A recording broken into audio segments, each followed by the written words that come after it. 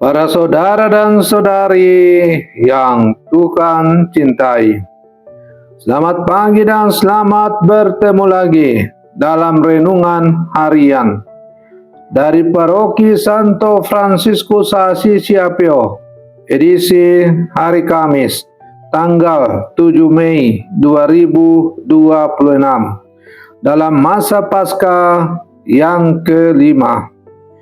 Mengawali hari yang baru ini, kita hendak mendengar dan merenungkan sabda Tuhan. Marilah sebelum kita mendengar dan merenungkan sabda Tuhan, kita berdoa. Dalam nama Bapa dan Putra dan Roh Kudus. Amin. Allah Bapa yang penuh kasih, kami bersyukur atas kasih-Mu yang tak pernah berakhir dalam hidup kami. Hari ini kami datang untuk mendengarkan sabda-Mu. Curahkanlah Roh Kudus-Mu agar hati kami terbuka dan mampu memahami kedalaman kasih Putra-Mu, Yesus Kristus. Tuntunlah kami agar kami mampu tinggal di dalam kasih-Mu. Bersabdalah ya Tuhan, kami siap mendengarkan. Terpujilah Engkau Bapa, Putra dan Roh Kudus, kini dan sepanjang segala masa. Amin. Para saudara dan saudari yang Tuhan cintai, sabda Tuhan yang hendak kita dengar dan kita renungkan untuk mengawali hari yang baru ini diambil dari Injil Yohanes pasal 15 ayat 9 sampai 11. Tuhan bersamamu. Inilah Injil suci menurut Yohanes. Dalam amanat perpisahannya, Yesus berkata kepada murid-muridnya, seperti Bapa telah mengasihi aku, demikianlah juga aku telah mengasihi kamu. Tinggallah di dalam kasih-Ku itu. Jikalau kamu menuruti perintah-Ku, kamu akan tinggal dalam kasih-Ku, seperti aku menuruti perintah Bapa-Ku dan tinggal di dalam kasih-Nya. Semuanya ini Kukatakan kepadamu, supaya sukacita-Ku ada dalam kamu dan sukacitamu menjadi penuh. Demikianlah sabda Tuhan. Para saudara dan saudari yang Tuhan cintai, dalam menjalani kehidupan ini, setiap orang pasti mendambakan kasih dan sukacita. Kita ingin dikasihi, diterima, dan hidup dalam kebahagiaan. Namun, realitas hidup yang kita jumpai seringkali berbeda. Banyak orang merasa kosong, kesepian, bahkan kehilangan sukacita, meskipun secara lahiriah tampak berkecukupan. Dalam sabda Tuhan yang baru saja kita dengar bersama, Yesus memberikan jawaban yang sangat mendalam. Tinggallah di dalam kasih-Ku, supaya sukacita-Ku ada dalam kamu dan sukacitamu menjadi penuh. Para saudara dan saudari yang Tuhan cintai, Yesus mengungkapkan bahwa kasih yang Ia berikan kepada kita adalah kasih yang sama seperti kasih Bapa kepadanya. Ini adalah kasih ilahi, kasih yang tanpa syarat, setia, dan tidak berubah. Namun, Yesus tidak hanya berbicara tentang menerima kasih, tetapi juga tinggal dalam kasih itu. Bagaimana caranya? Ia bersabda, jikalau kamu menuruti perintah-Ku, kamu akan tinggal di dalam kasih-Ku. Sekali lagi, Yesus menghubungkan kasih dengan ketaatan.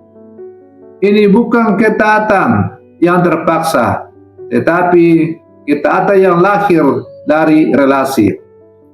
Seperti seorang anak yang mengasihi orang tuanya, ia menaati bukan karena ia takut, tetapi karena cinta. Demikian pula relasi kita dengan Tuhan. Yesus sendiri memberi teladan. Ia tinggal dalam kasih Bapa dengan menaati kehendaknya, bahkan sampai wafat di salib.